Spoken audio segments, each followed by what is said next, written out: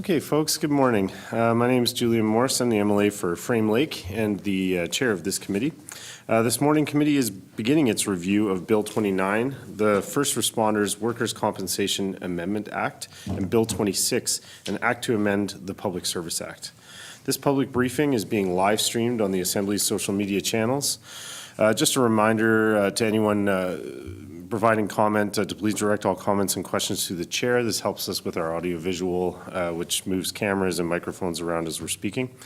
Helps keep the meeting organized and running smoothly.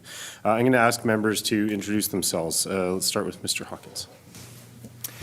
Good morning, everyone. My name is Robert Hawkins. I'm the MLA for Yellowknife Centre. I'd like to say I always appreciate the viewers in the gallery, including our millions of subscribers online. I'm very grateful. And as always, Mr. Chairman, I'm happy to be here. Thank you. Thank you very much. Ms. Reid. Thank you, Mr. Chair. Good morning. My name is Kate Reid. I'm the MLA for Great Slave. It's very wonderful to see so many folks in the audience today, and we're glad you could make it. And thank you to the witness. Excellent. Okay. So this morning, as part of its review of Bill 29, the First Responders Workers' Compensation Amendment Act, committee is pleased to welcome Kieran Testart, MLA for Range Lake and sponsor of the bill, and Christian Bittrolff, President of the International Association of Firefighters Local 2890. Thank you very much for joining us. I'm going to turn the floor over to you for opening remarks, and we'll open the floor to questions from MLAs after whatever presentation you're hoping to make. Thank you, Mr. Chair, and thank you for the members of the committee as well. I don't have a presentation, but I am happy to answer any questions for Bill 29. The First Responders Workers' Compensation Amendment Act came about after a conversation I had with Mr. Bittrolff at the Yellowknife Fire Hall when we were at an event for mental health and support for firefighters in the Northwest Territories. And I was quite alarmed to hear that there's such a deficit between what's offered in Northwest Territories and Nunavut for presumptive coverage through the workers' compensation scheme for first responders. There's no PTSD coverage currently for any first responder, and that's firefighters, paramedics, nurses, correctional officers, police officers, search and rescue workers, etc. And on top of that, there are many forms of cancer that are affected, but the firefighters are affected by, that are also not covered in the Northwest Territories and Nunavut. And this has been an ongoing conversation between the International Association of Firefighters and other public safety advocates and the Worker Safety and Compensation Commission for over a decade in some form or another. One of the things we do well in our unique system of government is moving legislation expediently. So it was a no-brainer to me to pull something together in a relatively short amount of time and get it on the floor to make these changes that have been long asked for by first responders. And if you look at our gallery here today, we have a full gallery, and it's not people who work for ministers.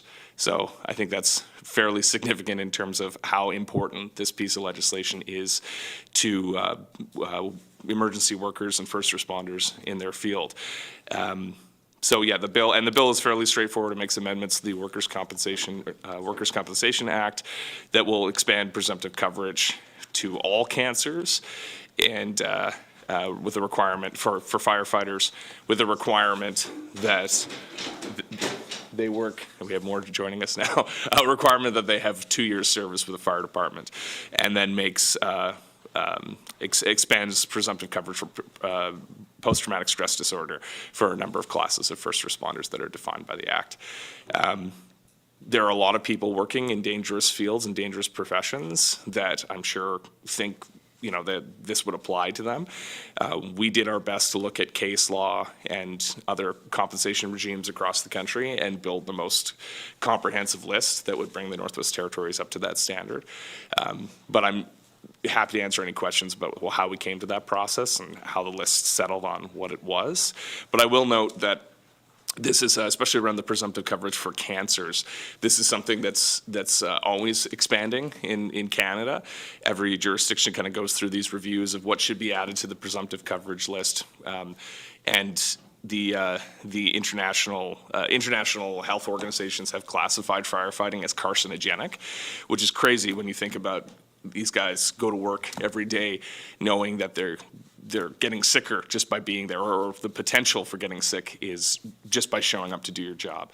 And when you think of that experience, you think if we can do anything as a government or as a legislature to help, we should. So that's why the bill came forward. Happy to answer any questions the committee may have, but I will turn it over to Mr. Bittrolff because he has prepared some comments and is, of course, the expert on this as a professional firefighter. Thank you, Mr. Chair. Yeah, absolutely. Mr. Bittrolff, go ahead. Thank you, Mr. Chair. I'd like to start off by thanking Huron for taking this fight on for us and getting it to where we are today. Obviously, I have some initial words to say to you guys, and then I am available for answering any sort of questions that may arise out of that and provide you any of the background information. I can email that to you guys or whatever upon request if that's what you need. So to start off, this bill has basically three components. The first one being cardiac presumptive coverage. Currently, there is some presumptive coverage for firefighters related to cardiac, and that's if we have cardiac arrest within 24 hours of an emergency, that would be presumed to be part of the job. What is now in the bill is asking to soften some of that language, and the reason being is that the stress of firefighting does put heavy workload on heavy muscular workload, puts extra workload on your heart, just the fact of doing shift work, heat stress, emotional stress, activation of your sympathetic nervous system, as well as exposure to the smoke and its hazardous toxins, which we'll touch in a little bit when we get into the cancer side of things. All those put us at greater risk of having a cardiac event. And where the current wording is lacking is that it's just covering cardiac arrest. Not all damage done to the heart causes an arrest, and not all of it would be, you would still be debilitated or potentially not be able to return to work if you have some harmful dysrhythmias as caused by the stressors of the job. So we've already identified that the stressors of the job could lead to basically your heart stopping. However, not all damage causes your heart to stop. Sometimes it causes it to get into dysrhythmias, and not always is the damage immediately detected. That might come up in a medical or physical later, and to pinpoint the exact time frame of when that event took place now becomes difficult. So the softening of the language of that is kind of important to us in the sense that we already know that it's putting all these stressors on the heart. However, pinpointing it down to within 24 hours of an event may be difficult. Moving on to, again, some of maybe the potentially less contentious. We are woefully behind on PTSD presumptive coverage, probably even decade behind other jurisdictions in Canada, and hopefully we can get caught up in that. When it comes down to, it doesn't just include firefighters and paramedics, and we took extra care to ensure that it isn't just that, even though that is the group that I particularly lobby for.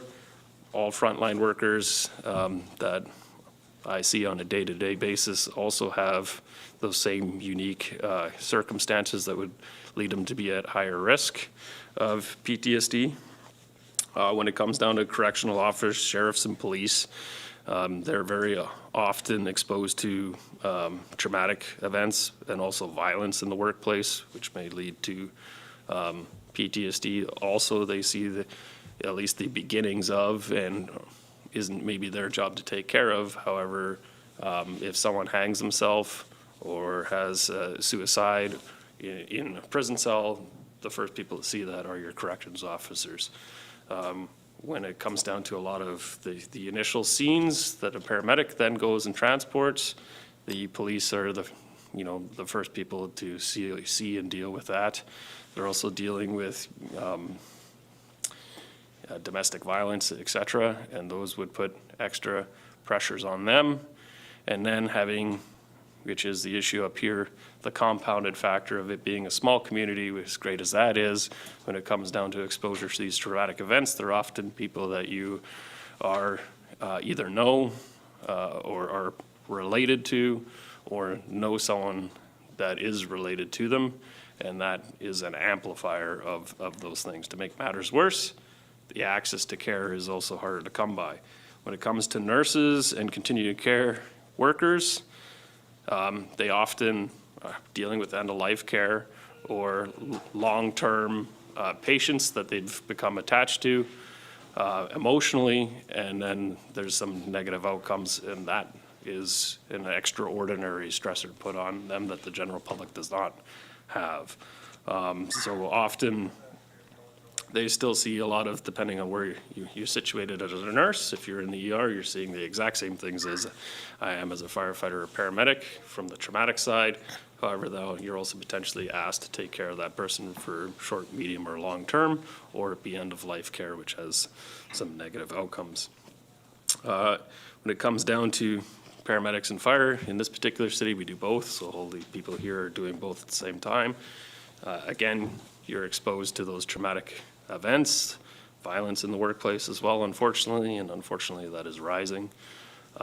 Even nurses, I should digress a little bit, are often potentially subject to some violence in the workplace, whether that be for medical reasons, that, you know, if a person's diabetic or whatever, is not potentially acting in sound mind, but could be violent towards them. With dementia patients as well, there's a lot of times where, I mean, it is not necessarily that person's overall intent to be violent, however, it arises in their workplace as well. And that would be something that's extraordinary compared to the general public. And we have some emergency dispatchers as well, although they're not in the field, they're often on the phone, and often they're listening to the entire event or along there for the whole ride of the call. And often what the mind perceives to be the situation is actually not better that they're not there, it's actually potentially worse. Your mind tends to take things into a much darker area than that. And the other big negative side of that is they see the start of an incident, but not its finality or conclusion, and then your mind also fills in those blanks. That also tends to put them at a higher risk than the general public to have PTSD and PTSD-related issues. We're woefully behind, as I said. I'm hoping we can catch up on that. 10 years is quite a bit of time to be behind. There isn't any jurisdiction in Canada that doesn't already have this. There is some opportunity here to be more inclusive than certain other places. However, we are ultimately playing catch-up in this particular area when it comes down to mental health. When it comes down to the people that I am here to lobby for, firefighters and paramedics, to make things even worse, when we do tend to have these types of issues, the suicide rate of firefighters is substantially higher, and the success rate of that suicide rate is higher than even other sectors that do experience PTSD, which unfortunately also has that compounding factor that other people who are also struggling within the fire service also then it becomes a domino effect, and you have often multiple events of suicide resulting from the first. Mental health is more and more becoming in the spotlight.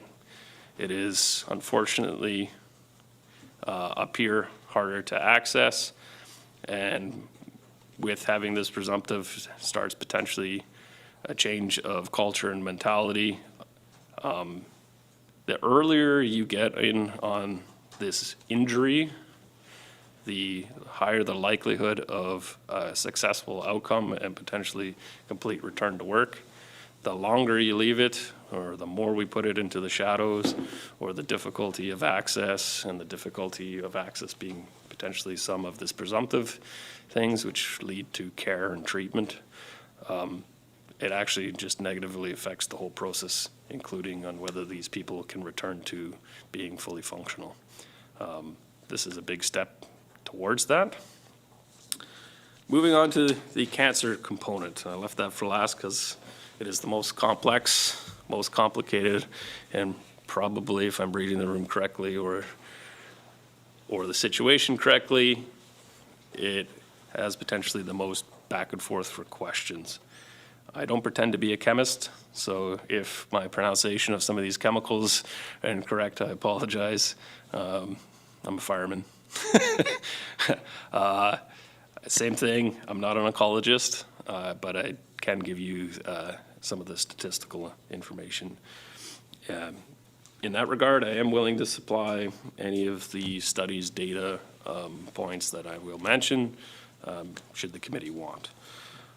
So just to start, there are over 265 known carcinogens in the typical residential structure fire. Of those, there's a categorization of these from IARC, so the International Agency for Cancer, and then that's through the UN, so it's obviously a prestigious and reputable source. A group 1 is the highest group. Group 1 means that it is definitively known that that product or substance definitively causes cancer. Group 2 is broken down into 2 categories, Group 2A and Group 2B. Group A is the category of agents with a range of evidence regarding cancer in humans and in experimental animals. At one extreme of the range, agents with positive but not conclusive evidence regarding cancer in humans, the agent is probably carcinogenic to humans. Group 2B is basically it's possibly carcinogenic to humans. And then 3 is just it's not proven to be carcinogenic to humans at that time. That part's kind of somewhat important. In 2022, the profession of firefighting as a whole moved from a Group 2 to a Group A. So the profession itself has been deemed to be carcinogenic. So there's enough evidence in enough areas to say that it's not that it possibly causes cancer, it causes cancer. That was a big leap. And when we get into why we have chosen to switch off a list and go to all cancers, this is kind of part of that trend. So there was presumptive legislation in 2010 in the Northwest Territories that had the cardiac coverage and 9 other cancers and 9 cancers in it. In 2014, so a mere 4 years later, Mr. Robert Hawkins was AMLA at that time, so he might remember. We came back again and asked to add some more cancers to that list and move from 9 to 14, so we added 5 more because the trend was showing that there's more cancers that are being proven to be part of this profession and causing cancer. We did hear Vince speak of potentially adding up to 23 cancers to this list. And this is where we get into the game of, do we play a game of lists, or do we start to acknowledge that 264 known carcinogens is quite a bit, and that maybe these studies are the part that are falling behind or lagging behind to conclusively state which site is definitively caused by what product. That's not to have anything against Vince. When we started our lobby 5 years ago, 23 is the number that we were coming forward with. And that was just shortly before IARC made the switch from Group 2 to Group 1, and more evidence and more data coming out. I'll just speak to a little bit about that. Of those 265 known carcinogens, obviously not all of them are Group 1, so definitively known to cause cancer, but a number of them are. So one of them is arsenic. Arsenic's a Group 1 carcinogen, which maybe Yellowknife folks have a little bit more knowledge than most about arsenic. However, how it affects us, so us being firefighters in Yellowknife is extra risk on the arsenic factor.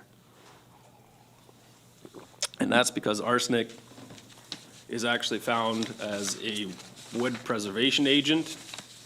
So there's 3 chemicals that go together. So to preserve wood, chrominated copper arsenate is put into wood to preserve it. So when it burns, we are exposed to it. Another Group 1 carcinogen is asbestos. Asbestos is obviously has insulating properties and been used as fireproofing and insulation in buildings all the way up till 1989.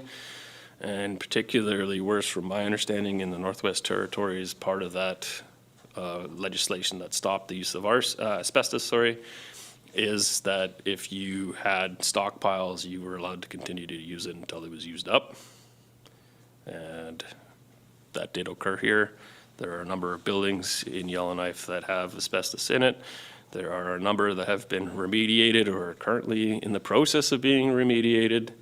And there's a dozen that probably burnt, even in my career, probably had asbestos in it. And we would have been exposed. Sometimes it's not even able to know that. The building is now gone. Retrospectively figuring out whether that building had asbestos in it or not is unknown. I can personally attest to that. I have been called into my Deputy Fire Chief of Operations office in my career on where he said it was likely that you were exposed to asbestos. Wash your stuff if you have these symptoms, but it could be up to 20 years before that rears its ugly head for me. That's just the reality of it, and that would be that there was some sort of inclination on why they thought that particular building may have potentially had asbestos in it. Another Group 1 agent would be benzene. So that's found in crude oil, gasoline, motor exhaust, tobacco smoke, wood smoke, plastics, and some components of PVC, which is also plastic. That's obviously burning in houses as well. In vehicle fires that we go to, we are constantly exposed to benzene, and that's a Group 1. Ash and soot, that's at every fire. That's also a Group 1 agent. 1 and 3 butadiene, that's found in wildfires, rubber, wood burning, and cigarette smoke. We're obviously constantly exposed to that. Diesel engine exhaust, all our trucks are diesel. There's a lot of parts of diesel engine exhaust that are also bad in particular. There's some PHAs, polyaromatic hydrocarbons, and volatile organic compounds in diesel exhaust that are known carcinogenic. Moving on, there's also formaldehyde. So formaldehyde is used in a lot of wood products, particle board, furniture. It's used in foams, and it's also used in flame retardants. So there's more and more formaldehyde in products as our couches move from what your grandma had, which had cotton and other products in it, to our wonderful IKEA furniture, which has wonderful, fantastic lightweight products and foams, which nobody really figures out about or calculates on what that means when it's actually on fire. The intent is to have it not burn, so even worse, they put flame retardants on it, which potentially stops the fire from growing or starting, but once it burns is incredibly toxic. Polychlorinated biphenyls, also known as PCBs, they're used in flame retardants. They're used in electronic equipment, bases of paint, caulking, fluorescent light bulbs, plastics, floor finishes. That's every house fire. It's every product in your house, and more in those products. There's per and polyfluoroalkyl substances, also known as PFAS or PFOSs. Then they're used as water-based stained grease repellents products. This is in a whole host of things. Basically, it's your Scotch Guard. It's your water repellent products.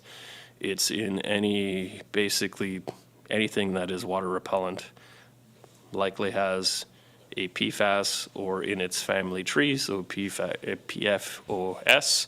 This is your forever chemicals. They stay in your body forever. There's a number of documentaries on that you may have seen. I believe Blackwater is one of the movies that does discuss that. The IAFF has a lawsuit against 3M, which is producing this for the fact that these gentlemen that are wearing this station uniform has water repellent properties as well as flame repellent properties in it. That is PFAS. So they are wearing it every day. It is touching their skin. It is being absorbed by their skin, but it meets water repellent and flame retardant properties that we are mandated to wear. In addition, our bunker gear, so the turnout gear that we wear to protect us from heat and flame, has on the outside shell water repellent properties, which is PFAS or PFOS, or another chemical name, because that's how chemical companies work. Once you file a lawsuit, they just change the chemical chain by a small amount and are saying we don't have that product in our equipment anymore, but it's really just a slight change to the chemical chain. Still is a forever chemical and still is carcinogenic. Also, in the way our gear works, there's an outside layer, a waterproof membrane, the moisture barrier. That is also contains PFAS, and then there's some insulating layer in there, the inner liner.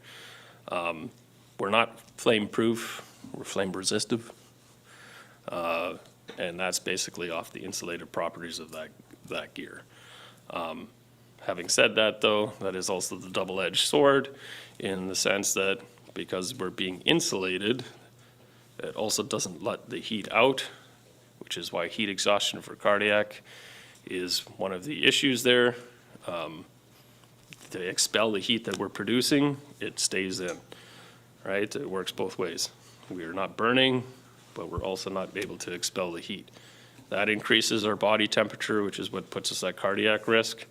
But at the same time, unfortunately, for every 5 degrees increase in temperature, there's a 400 times absorption rate through our skin of toxic compounds. So the toxic soup we go into, we are now also absorbing it off. The very clothes we are wearing is being absorbed at a higher rate, not to mention the smoke and the chemicals that we're being exposed to. Another part where PFAS is found is firefighter foams, in particular ones that are used to fight hydrocarbons. They're slowly being banned. They're already banned in the US. We're a little slower in Canada. It's coming down the pipe. So PFAS is also used in firefighting foam, which we would have been exposed to for years, told it was completely safe, and that it's basically soap. It is not. And it is PFAS is a group 2 carcinogen in of itself, but it also suppresses your immune system, so also puts you at greater risk for more cancer. The foams are being phased out. Like I said, the ban is coming. I believe it's next year. In particular, the airport firefighters use copious amounts of Class B foam, which has the PFAS in it and would have for years, to the point on where every airport in Canada is a contaminated site. If you want to do a deep dive on that, that eventually goes into your groundwater, et cetera. That's a whole nother rabbit hole to go down. But for years, they would have been exposed to those foams. We also use Class B foams for Class B fires, so gasoline type fires or diesel fires, that is the weapon of choice. There is also foam for Class A fires, which for a lot of years was sold to us as the saving grace to having to use less water or having less water access, which if you live in real life, you will be aware. There's a substantial amount of the community that does not have fire hydrants. So that was sold to us as the great savior. It too has PFAS in it for its penetrative qualities. And we would have used that for years, assuming it was safe. Other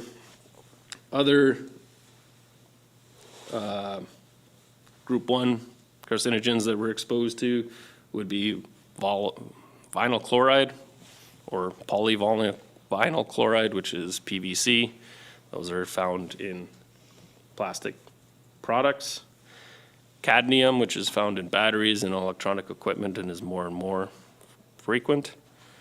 And those are a couple of creosote, dioxins, shift work itself that has disruptions to the circadian rhythm are also a carcinogen. All those reasons is why it got moved from a group 2 to a group 1 and the whole profession. Now, when IARC, obviously, IARC being experts on cancer, like I said, sometimes the research is a little bit behind. It does have a giant list of which chemical is known for which to cause which specific cancer. Those things take time. So why you keep having us say, hey, we want to add this extra cancer to this list is because it takes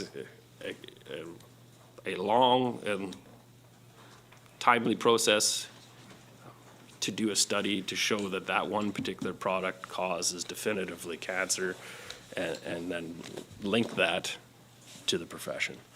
Having said that, there are a number of ones on here that we already know and already know that we're being exposed to, some of the ones being the ones that I listed. Other ones there isn't enough evidence quite yet, or studies are currently happening, and there's constantly studies, and some of these studies are on smaller scales. University of Ottawa did a study on firefighters and showed that they basically studied our urine after a fire, and we're 4 times have the potential of DNA damage based off the chemicals found in our urine, 3 to 5 times the amount of PHAs in our metabolites. So PHAs was the polycyclic aromatic hydrocarbons, which is a group 2 carcinogen. So 3 to 5 times the amount of those. Of those particular ones, some of them are either they're linked to specific site cancers. There's more and more studies coming out. Some of them take time. There's a number of studies happening with female firefighters in particular. Historically, the fire service has been predominantly male, which means there's been a smaller group of females within that group, so it's harder to study because you need to have a certain number of people in a study to make it a valid study or whatever. The preliminary data is not good. The preliminary data is, unfortunately, that the absorption rates are even higher in females than they are in males. And subsequently, so far, the cancer ratings are showing because of that it is also higher. Some of these chemicals that we're being exposed to, like I said, do damage to your DNA, which potentially does damage to your offspring or future offspring. That having said, I'm sure that in years to come, I will probably be sitting here again talking about that. But for right now, the female rates are even higher. And just unfortunately, because they've been smaller pools or been less females even, and that number is growing now. So now we're starting to have enough data to start presenting some stuff to you guys. But cervical cancer females are 4 times greater than the general population develops cervical cancer. 3 times general population develop thyroid cancer. 6 times greater than the general population to develop breast cancer. So these rates are alarming. And it all comes down to absorption. So when I said that for every 5 degrees is 400 times greater, the areas of absorption on the human body, your neck, face, and jawline are increased absorption areas, as well as your groin area, and for females, for whatever reason, is even higher. That's leading to more cancers, and as I said, it's in our uniform, it's in our PPE, it's in our suppression equipment, and it's in the environment that we're going into. It's at rates that are difficult to calculate, and no, the PFAS that was scraped off the gear was 250 times higher than it should be, or what is safe to humans, I guess. And that's just already on what you're wearing prior to even entering. Then we get into the conversation of latency periods. So this is the other issue with the list is, so we currently have testicular cancer, primary site testicular cancer coverage with a latency period of 20 years. Other jurisdictions, it's 10. And then it's like, okay, well, why are we 20? Why are they 10? Are we going to make the change from 20 to 10? And then we also find out, well, it's actually all comes down to how much of a substance you were exposed to. That often dictates the latency period. The more you're exposed to, the shorter. I have friends in the fire service who've been exposed to, one fire and within days developed cancer because of the quantity of substances. And there's ones where it's just in short periods of time, i.e. 3 or 4 or 5 years. So it comes down to, are the latency periods adequate? And what are the statistical data points on that? Unfortunately, the trends, as you saw, we came here in 2010, only had 9. 2014 to 2015, we had 15. 2020, you probably would have had 23. 2025, the trend is saying all cancer types. We have an opportunity here to not just play catch up, but to be part of that trend and hit those numbers. All this is really doing is just changing the onus so that it's presumed that my job is giving me cancers, and it doesn't take it off the table for WSSC to say, we don't believe that your job caused cancer for these reasons. It just changes it from me have to be like, I have cancer because I've been to this many fires or I've been exposed to these chemicals, and it's putting the onus on them instead of us. Doesn't mean that you're gonna get approved.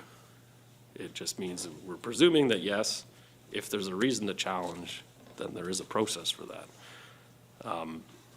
I would say there's enough evidence that the onus should be on WSSC to tell me why I'm not me to go collect data. Now, I'm also here representing all firefighters in the Northwest Territories, even though I'm just president for our local. Our data collection or retention of examples of what fires I've been to, I can speak to personally, has only really been kept really track of for the last 5 or 6 years. So for me to collect the data points potentially asked for by WSCC is now I might have to start drawing up reports of every fire that I've been to, potentially do a ton of research on what was in those fires, and then present that as, well, this is why. There is already a sufficient evidence and data, in my opinion, to say that it should be vice versa. Now, having said that, if I'm in a community or a volunteer department, what does my record keeping look like? How much more difficult is that now to prove? If my record keeping isn't at the same level or access to it, even is another one. As the employee, is my access to those documents and that proof readily available? Is it easy? Is it detailed enough? It becomes into a very difficult fight. Now, I'll stop talking and I'll let you guys throw some questions at me.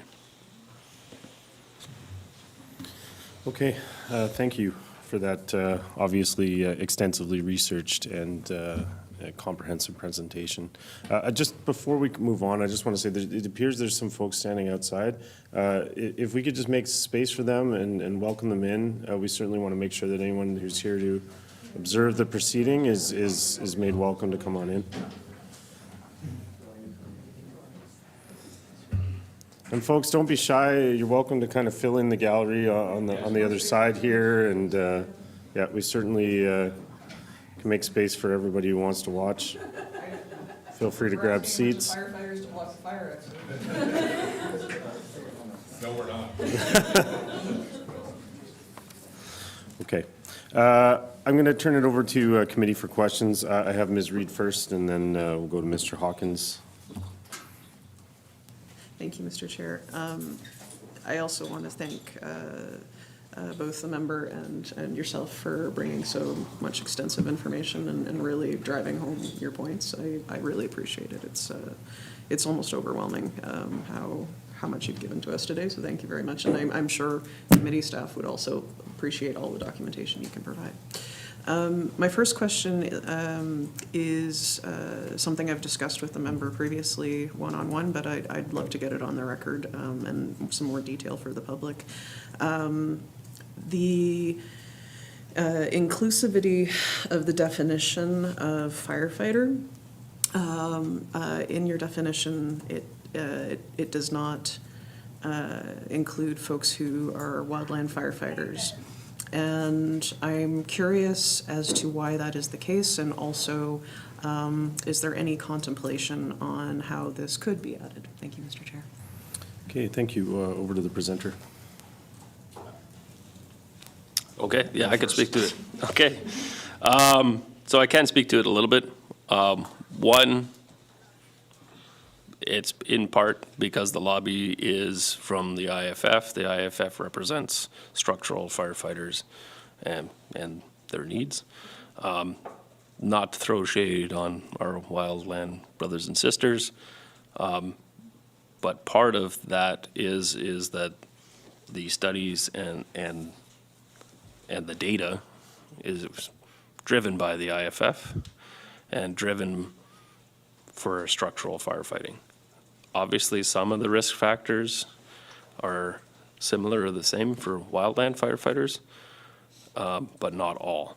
And then that changes data points and the studies. I welcome the wildland firefighters to present. I'm not against including them. We just don't want to muddy the waters on the risks being potentially different. There's a difference between a house burning and the forest burning. Obviously, there is data there to show that is also not potentially healthy. I do believe there's been some articles even for the wildfires that happened up here and how much arsenic was actually in the smoke of that.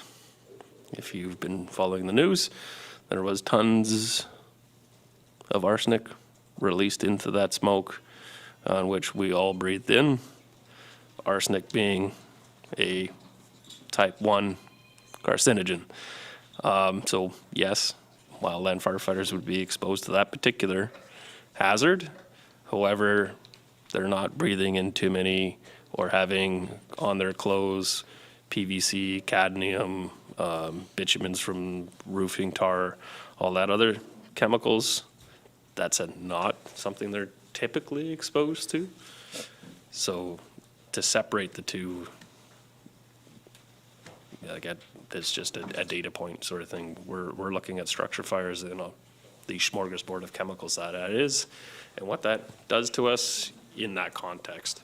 Not to say that there isn't an argument to be made for wildland. They are typically kept separate because of that. The hazards are different. Okay, thank you. Over to Ms. Reed again. I think Mr. Testart had some comments, Mr. Chair. Oh, I'm sorry. Mr. Testart, go ahead. Thank you, Mr. Chair. Yeah, so the current regime also exempts them, and so this bill kind of retains the exemption from the general definition of firefighter, which includes all volunteer and full-time firefighters in the Northwest Territories, and part-time, full-time, volunteer. This is typically how these regimes are done in Canada. And when we're looking at these changes, they're driven by the evidence. And as Mr. Bittrolff pointed out, there isn't the same kind of preponderance of evidence towards these changes.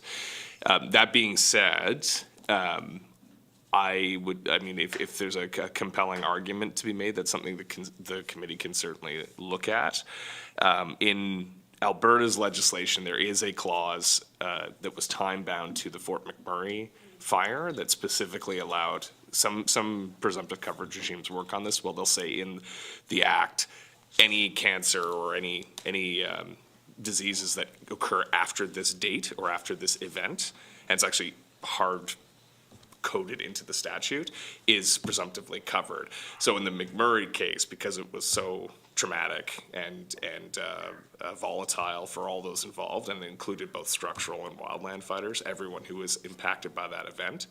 So we looked at doing something like that, like a general class for catastrophic fires that exceeded, if Yellowknife burnt, thank God it didn't, but if we were in that kind of situation where you'd have all hands on deck trying to cover it, you'd have all sorts of chemicals being released into the ground, if giant mine went up, something like that. How do we cover that?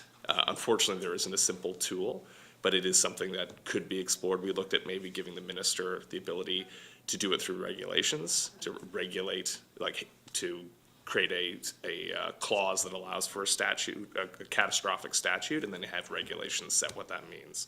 Ultimately, we didn't go down that route because it was technically complex, but it's certainly something that the committee can explore, and that might cover wildland firefighters in the kind of worst of circumstances, because there is sufficient evidence to say that those catastrophic fires are worthy of that presumptive coverage because they are, again, so traumatic to everyone involved. Thank you, Mr. Chair. Okay, thank you. Over to Ms. Reed. So used to turning it on myself.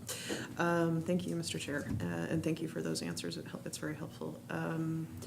I do appreciate that structural fires have more carcinogens involved that you've detailed in great extent today, and I can appreciate that. I am also, though, interested around the PTSD aspect of the bill, and I would argue that folks who fought the 2023 wildfires were impacted.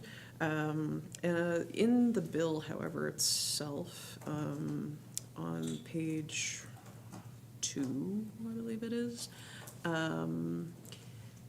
speaking about PTSD, it qualifies it and says that if the PTSD is caused by a decision or action of the worker's employer relating to the worker's employment, including a decision, and what specifically the subsection that I'm interested in is a change of work to be performed by the worker or their working conditions. Can the member please give me some more information around that? Thank you, Mr. Chair. Thank you. Mr. Testart. Thank you, Mr. Chair. So when we originally were looking at the PTSD coverage, as Mr. Bittrolff said, that there was an opportunity to kind of be more progressive and cover more forms of mental illness that occur or mental health issues that occur. But this is what's being designed is mostly catch up because this is an emerging area and tracking down like what is the best evidence-based way to provide the greatest degree of mental health coverage, presumptive coverage. We still don't know what that looks like yet. It's still developing, so I expect we'll revisit this situation. What we had originally thought of was let's just do, if you got a diagnosis, you're covered. Something quite simple like that. But it occurred to us based on when I was working with drafters that there should be some parameters set up around it to not create guardrails, that's not the right word, but just to kind of streamline those instances that might call into question a diagnosis. So like the change of work issues, that's a standard language in these kind of clauses that relate to job performance issues. But if you're in a situation where, these are difficult jobs in a lot of cases, and often, there's high profile issues in the media and all that kind of stuff. And sometimes there are police officers, fire officers, doesn't matter, but they will, if they get into trouble based on their conduct, and then they're suspended or something like that, this section would allow, and if it's legitimate conduct concerns, and there are no mitigating circumstances, so you have like an overt case of racism, let's use that as an example, they could get the presumptive coverage for PTSD. And what we want to ensure is that if it is related to conduct or to something that occurs professionally through corrective or disciplinary action, that is not that's not going to apply to this section. So it's more related to, like, as Mr. Bittrolff said, if you're, a first responder, you're going into these situations and you're as much as you're absorbing chemicals, you're also absorbing trauma, and that's what we want to address here. Not when your bad behavior or a disagreement with your employer gets you into trouble and prevents you from working. And I should say, like, I worked as a deputy sheriff for five years, even though most of that work was in an office or in a courthouse. Just sitting there and listening to horrible stories of some of the most violent and horrific episodes that affect people on personal lives is a lot to take in. So it is everywhere first responders are, and we want to, and that's another reason why this is so overdue. But putting those reasonable kind of reasonable limitations on it is best practice, and you'll see that in most jurisdictions. Thank you, Mr. Chair. Thank you. I have Mr. Hawkins next for questions.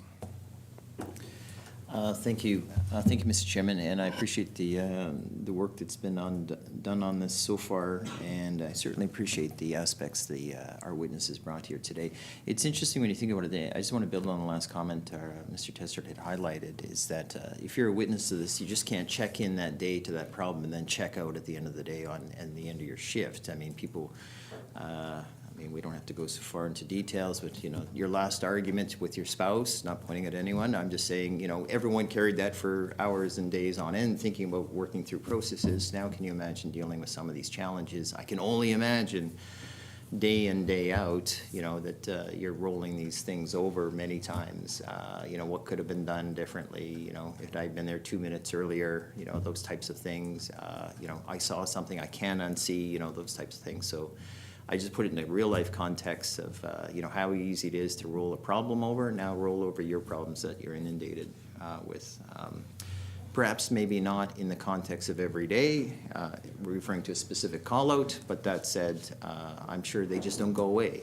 So they build up as layers, and I can appreciate that. So the PTSD aspect is crystal clear to me, by all means. I do want to say, without going too far, I've already said before, and I am pleased to do this again, which is I am grateful for the service our first responders provide.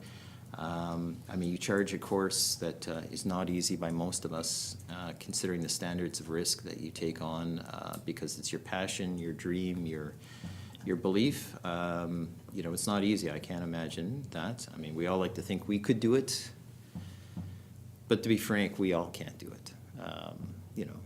And so, I mean, we have witness of the participation even here just today, how many people have risen to that, and I'm thankful for that. I find it, I want to speak specifically about the cancer coverage, and that's sort of where I maybe put a couple quick questions to our witnesses. And it's interesting to hear the phrase, and Mr. Bittrolff had mentioned it, or I should say President Bittrolff had mentioned it, that the challenge of catching up is interesting. It's a perpetual problem, right? Tomorrow something else, tomorrow something else. When I heard you point out, and as I semi-recall, the list going from 9 to 14, you know, that still represents only 5% of the 265 known, you know, problems, 5%. And if WSCC, not to be reflected or considered criticism, has evolved and is participating as saying, well, let's move the 14 to 23. And, you know, there could be an argument for that, but this only represents 9% of the overall known things. I don't think you need to be a chemical engineer to know that properties of chemicals change. And when you change them in the sense of fire, that changes them. And I don't think, you know, you'd need to be a scientist to know that fires are dangerous from a chemical point of view. And so the predominant risk that members of your team, your friends, your you know, your colleagues charge into daily, I mean, it's in the sense of the challenges that it's difficult to imagine that the burden of proof versus presumptive coverage still is the conversation today. And so I guess that's where I'm going to focus my question. So other jurisdictions, as we've heard and as we realize that have this, why has there been such a difficult switch from the list to presumptive? I mean, I'm curious. I'm going to ask WSCC the same question, which is, why have they resisted this particular change? And they didn't say 5 years ago. You know, we understand someone else has done the research. We're going to put a lot of faith into them, given the fact that these aren't just sort of willy-nilly people showing up and saying, oh, you know, this is the way to go. These are people who have studied the issue and have taken on jurisdictional change. So what has been the resistance, or why has there been such resistance to expand coverage to presumptive? Thank you. Thanks. Over to Mr. Testard. I think Mr. Bittrolff probably has more background on the efforts of lobbying and working with the WSCC. But that being said, I think there's a bunch of structural issues that create some inertia, legislative inertia, because our jurisdiction is unique in that there are two jurisdictions covered by the same commission and two different legislative regimes that are mirrors of one another. So, you know, maybe you have, I mean, I don't want to speak too much on them, but I have heard this concern. I've spoken with Minister McKay about this, but if you've got, you know, one jurisdiction ready to go and they've got the changes ready, and then, oh, there's an election happening. Well, now they have to wait until the next one, and so on and so forth. One of the things we want to do is make sure that we're not making things more complicated than they need to be for Nunavut. So the bill's coming into force is set for exactly a year after the, 1 year to the day of the Nunavut election this year. So that will give Nunavut time to catch up, and Mr. Bittrolff and the IAFF, the ability to go and talk to their ministers and also to talk to their candidates as well, to support the changes in Nunavut as well. So we recognize that it is split, but that's not an impediment. And one of the things we don't want to do is wait for these crucial changes just because it's complicated. That's not a reason not to do it. So we're doing it. And you know, it's complicated. It does move quite frequently. It's not like every other province has got it right. And one of the things we wanted to do is also prevent this from ever happening again. So just cover all cancers. No more lists, no more numbers, no more percentages. Just cover all the cancers. Because at the end of the day, if you are if you're a firefighter and you get diagnosed with cancer, and your life is really flashing before your eyes, and you've got all this stuff that's going on, you should be focused on fighting that cancer, not fighting for coverage. You know, and that's something Christian and others have said very loud and clear, and it's something that we've seen, you know, community members in this community struggle with, where they didn't even bother seeking cancer treatment because, coverage, because they were focused on their cancer and they didn't want to go through the hassle. And that should not be the status quo of our any kind of coverage regime. But I want to make sure we're not, providing too much criticism on the WSCC, because it is more complicated than perhaps it would be in some other jurisdictions. And we're trying to change that and show a path forward that other ways to change the legislation can follow a similar path. But Christian, if you wanted to speak to this. Yes, thank you, Mr. Chair. Although I don't have all the answers, I do have a little bit of insight. The short answer is statistics and money. The long answer to that is that when we first started coming here to create presumptive coverage, we wanted it to be evidence-based. So we had to come to you guys with studies that showed this particular cancer is definitively caused by this chemical at this site. Unfortunately, part of that, though, is also when you get into that and you bring in an oncologist and the oncologist is asked for lung cancer related to asbestos, what is the latency period? And that's based off of statistical averages, not particularly on firefighters, just anybody who gets lung cancer from asbestos. Like I said, everything comes down to the quantity of exposure, and when you're lumping in a statistical pool, and it be the general population, you might come up with a number of 10 to 20 years is the latency period of a certain cancer at a certain site. And that's just because there wasn't enough studies done that was firefighter specific to the hazards specifically to firefighters on where that might be. Well, that exposure, that one-time exposure is 250 times greater than the exposure of the average person to that. And that's where the latency numbers change. But when we originally came, like I said, the trend is showing us something very different, i.e.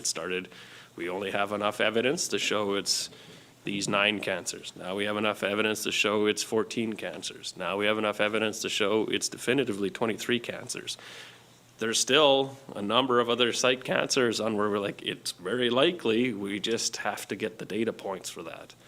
And then when it comes down to latency, that gets into real difficulty, especially on a scientific study, when every fire is that different. Your furnishings have even changed, so how old is the study? There's more IKEA furniture, there's more electronics, there's more chemicals in everything now than even 5 years ago or 10 years ago. So how old's the study? And even more so compared to 30 or 40 years ago. We already know that based off of studies on fire growth rates, et cetera, that we have to do for our strategies and tactics as firefighters. So we know some of this information, but to have it at a statistical level so that an oncologist or another doctor can weigh in and say the latency period should actually be 2. Like I said, I've had friends of mine, it was literally days from an exposure on where they developed cancer. And there's other ones where it's 2 to 3 years. If you look at the latency period on our current one, there's nothing saying 2 to 3 years of an exposure you're getting a cancer. That's how toxic the environments potentially are. What's burning changes. Where that fire started in the house changes. Did it start in a garage that has paint thinners, paint products, gasoline, and the rest? Or did it start in the living room that has formaldehyde because it's the couch with flame retardants, your big screen TV which has cadmium and the rest in it, PVC and plastic products? Well, that's a different mix than the garage, or maybe it's the whole house and it's all those things. right? And then to what levels, right? So it's that complex of an environment that it's really difficult to have the statistics to tell you that. However, we're just coming up with more and more data points saying, here we are.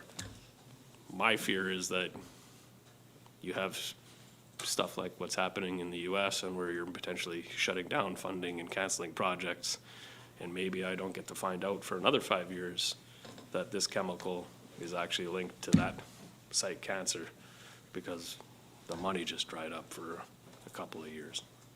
The soup is there, the chemical soup, the toxic soup is there.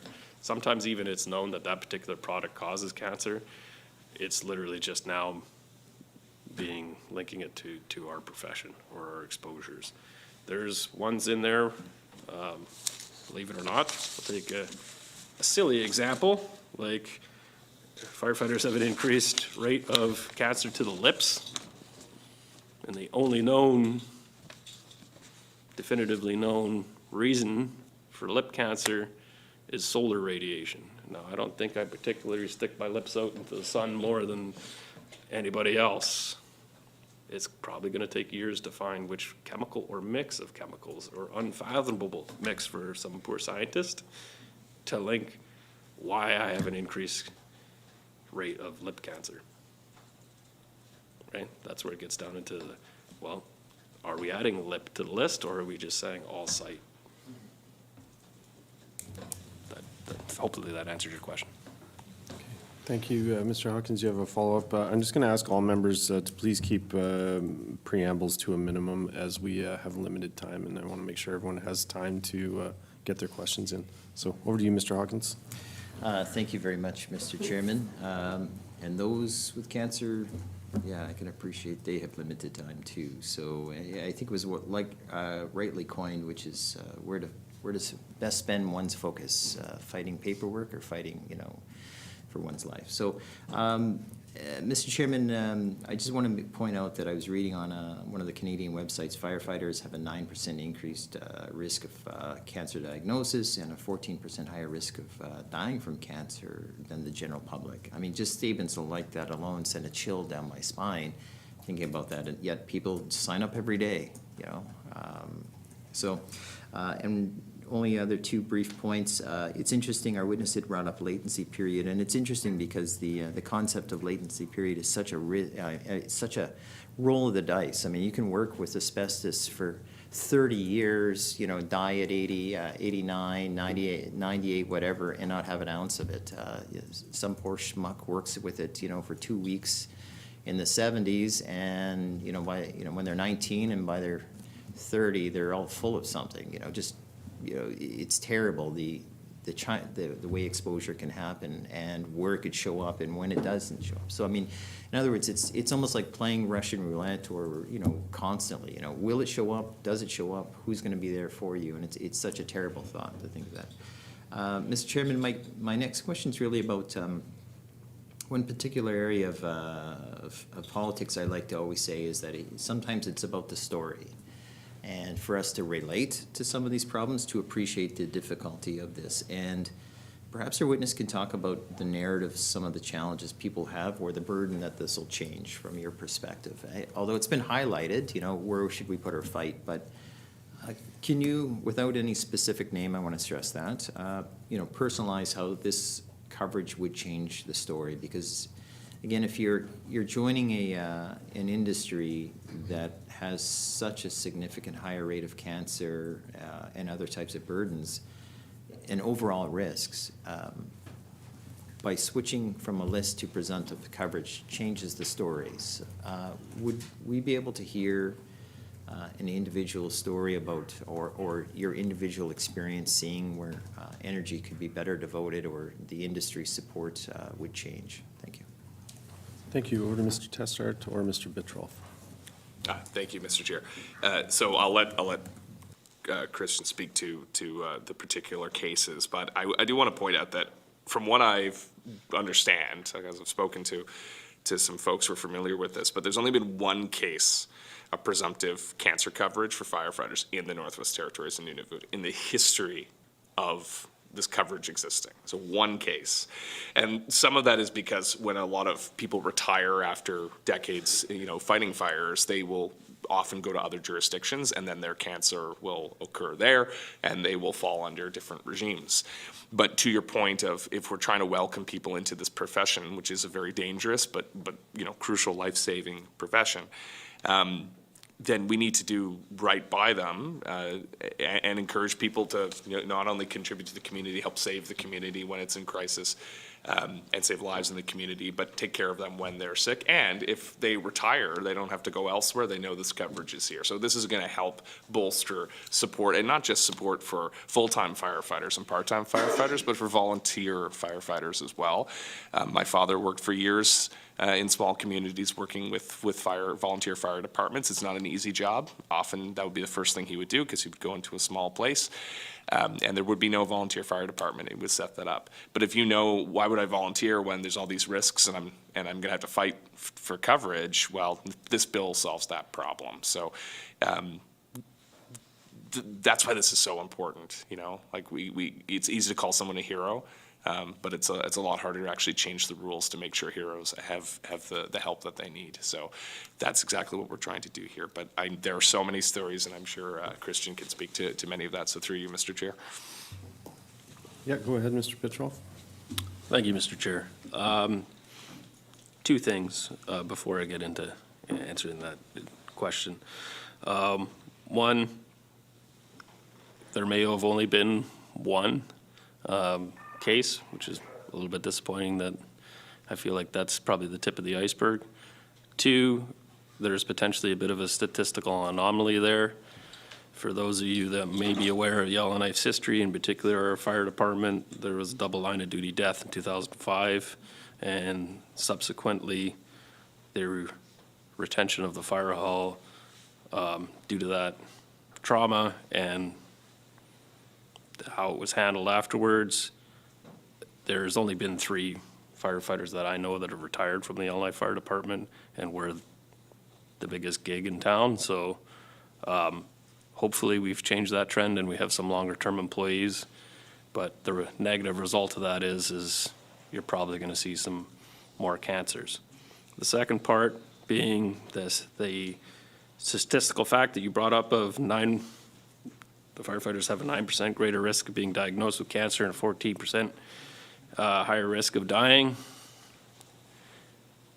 As alarming as that is, that's a stat from 2006. I would wager that that's unfortunately higher than that now. And now to answer your question on how it being presumptive would change things, without getting into too specific, the difference of not having it covered as a workplace injury and having it covered as a workplace injury, and what that results in. One, our particular fire department does not have short-term disability. So for 3 months, it's your sick time or vacation time that's covering your time off, if you've accrued enough. That's always a difficulty, because it's also there for when you're actually sick or injured for outside of work, right? So lots of times people don't have a full complement of 3 months worth to use, depending on how long you've worked, how many years of service, when did you get the cancer, how much did you accrue in sick time, and how much did you not use for other reasons. Obviously, if it's presumptive, that whole time is covered. So that's a stressor, financial one, that is potentially solved by it being presumed. The other part on where it would be of assistance when it's presumed, if I die as a firefighter in my current employment, if I just die outside of work, I get 3 times my salary covered. If I die as a result of my job, 6 times my salary is covered. Presumption means is that it would be presumed that if I have cancer, that's a workplace death, and now it's 6 times. In the part of recognition, which is also very important, that I died as a result of my job, and that be acknowledged and honored, that my sacrifice is no different than if I got crushed by a roof collapse in a fire or burnt to death or whatever else. It was those fires that caused my death. That means I get a parade. I have the full pipes and drums band come up. I get my name immortalized in a wall in Colorado in a ceremony, and there for us to see every year. And it does unlock another $100,000 that the federal government has allowed for us to have. That's the difference between it being recognized in the workplace. That's a solemn and small attempt at making someone whole or their family recognized for the sacrifice they gave. I think that's a small ask. And that's done without having to fight with paperwork, which it shouldn't be. The evidence is overwhelming. That's the difference. Sometimes, is that really where you want to spend your last couple of months that you have on earth, is doing a bureaucratic fight that you may win or may lose? Is that where your limited energy should be spent? Or should it be with family and friends so that they have some time with you and that you're not spent trying to go to your employer and find reports and evidence and talk to oncologists, not about how to treat you, about how it came to be that you have it. It's a big difference.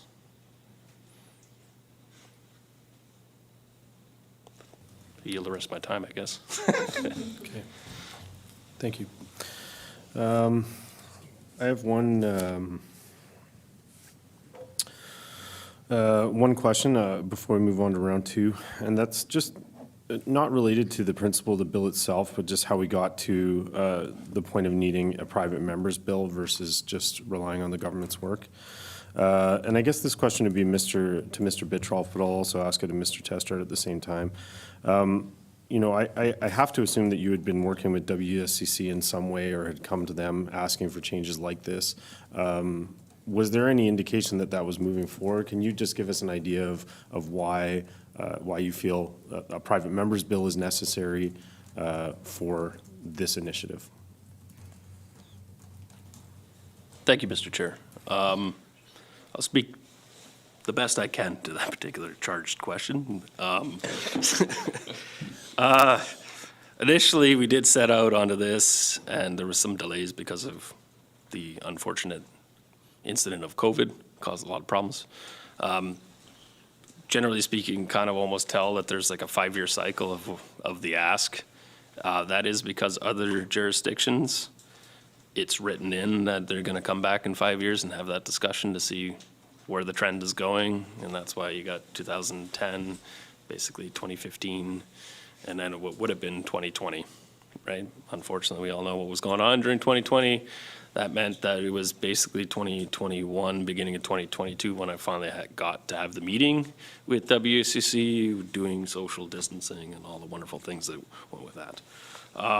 I thought it was going to be simple, to be perfectly honest, because it was just an addition, right? At that point, we would have been going from 14, using the same evidence-based things that had worked already twice, and then going up to potentially 23 cancers on the list, based off of all these wonderful studies and more studies and more studies and more studies.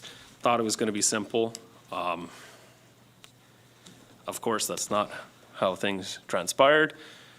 I'm not looking for any accountability or anything. There is, honestly, part of this is the struggles within the North, on where you have changeover of people in positions. Then it kind of means you start almost over again, trying to re-explain your point and position to new people. Then there's always the political angle of, well, we can't right now, there's an election happening or going to happen, and we get put on the back burner. And then the added difficulty of our particular jurisdiction, and where we are also not only tied to none of it, the two are offset, and it makes for an easy reason to not move the ball forward. Having said that, from 2021, it is now 2025. That became kind of enough's enough. The answers I was originally given was this was going to be solved in the fall of 2024, that yes, this is moving forward. it's going to happen. It's going to happen in fall of 2024. We followed up in the fall of 24. Then it was, spring of 2025. And then when it didn't appear in the spring of 2025, that was the limit to my patients and probably the limit to my members behind me patient because they put pressure on me. And I think it's fair. I mean, to me, we were delaying and delaying and delaying. I don't have all the answers as to why those delays were there, but they became unacceptable to us. And by chance, ran into Kieran Testart at the event at the hall when we had those discussions.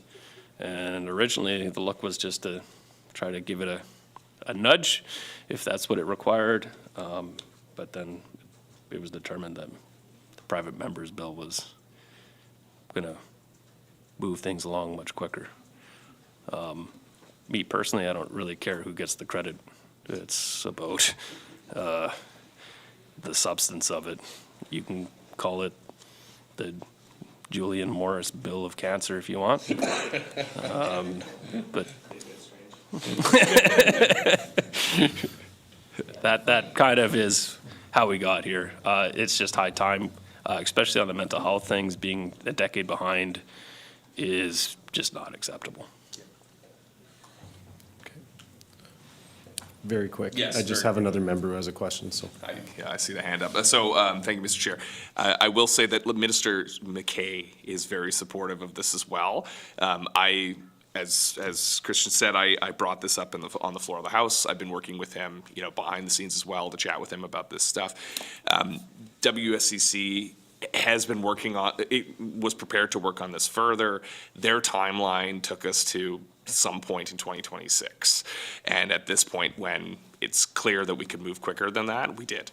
And quite frankly, and again, this isn't speaking to anyone's support or motives or credit due or anything like that, but our processes of moving legislation in this government are slow, cumbersome, and take far too long to address urgent issues. And it's far too easy to say, well, we were going to do it in 2024, but things have changed now, it's 25, 26, and then it just keeps going on and on and on.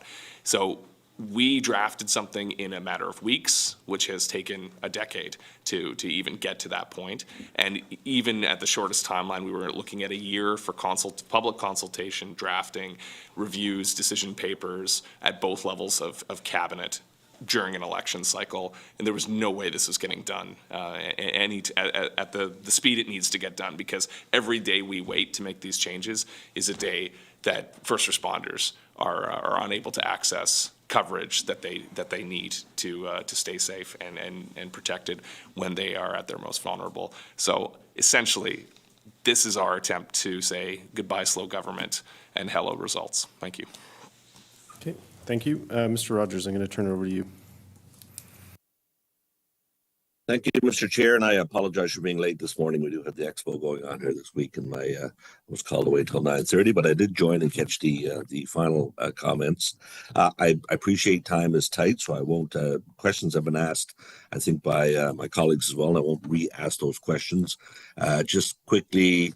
Certainly, I think I'm somewhat of a poster child, as I say, for unfortunately the last couple of years in Inuvik for first responders and particularly firefighters, given that I've been through a couple of those and I've had the unfortunate unfortunately, I've breathed in some of that. I won't call it smoke, I'll call it chemical. And I was running away from fires as folks like the ones in the room now are running towards that danger. So I certainly appreciate that. And, the amazing team that crew and firefighting team we have here in Inuvik. So just quickly, and I think based on what I've spoke with other committee members, spoke with certainly Mr. Testart, I think we're kind of preaching to the choir when it comes to committee. I think everyone is behind this. It just makes sense. It's the right thing to do. I think now our job as legislators is to do that work, is to find out where WSCC are with that work and move it forward. And as Mr. Hawkins said, well, I certainly have questions for them as well on this and to get this done as quickly as possible. So my only question was around what Mr. Hawkins had asked and answered, so I won't ask that, but I just want to throw my support in there and say, certainly appreciate everyone's time today, and that, we have work to do, obviously. Thank you. Thank you, Mr. Rogers. And with that, that does bring us right up to the end of our time that we have this morning for this. So I'm going to turn it over to Mr. Testard and Mr. Bittrolff for closing comments if they have any. Certainly, committee may have to discuss whether we want to bring you back for further questions, because we obviously, I think, had a few more. I definitely had more questions on the list there, and so we can discuss that. But for now, if you have closing comments for this hearing, please, now's your time. Yes, thank you, Mr. Chair. So structural fires are going down, so things are generally safer, but firefighter deaths are going up, which shows that, as we've heard today, just because things are safer doesn't mean they're safer for our first responders, and this is exactly why we need this kind of legislation. When you're sitting on your couch at home, just remember, it's basically a ball of poison gas if it's set alight. And someone has to deal with that gas, and hopefully it's not you, but it will be someone. And for those people who are doing that important work, this bill is for them. And I'm really taken with the women's health issues that are in the field as well, for not just, and like first responders across the board is a male-dominated field. And if we don't have the data, then we can't make changes that are going to benefit them, and it's going to take years to get to that point. So that is a really salient point here as well. It's not easy to break that glass ceiling into these lines of work, and we should do everything we can to support women first responders as well. Everything else I think I've already spoke to, but I'll just thank the committee for all their questions. I'm happy to provide the committee with any follow-ups in writing as well, if you don't want to do a full-blown hearing, but I'm sure we can make ourselves available and any other witnesses you'd like to speak to. I think there's, it didn't come up today, but I just want to reiterate that this is for the entire Northwest Territories. It's not just for one particular union or one particular fire department. It is for, or Yellowknife. It is for everyone, and hopefully it will be for everyone in Nunavut as well. Once we can start having those conversations, and I intend to have those conversations as well with our counterparts over there. So this is very important work. Again, it will cover all heart disease, all cancer for firefighters, and PTSD for all first responders. And I look forward to the committee's work on this. And again, happy to provide any further detail that you may require. Thank you.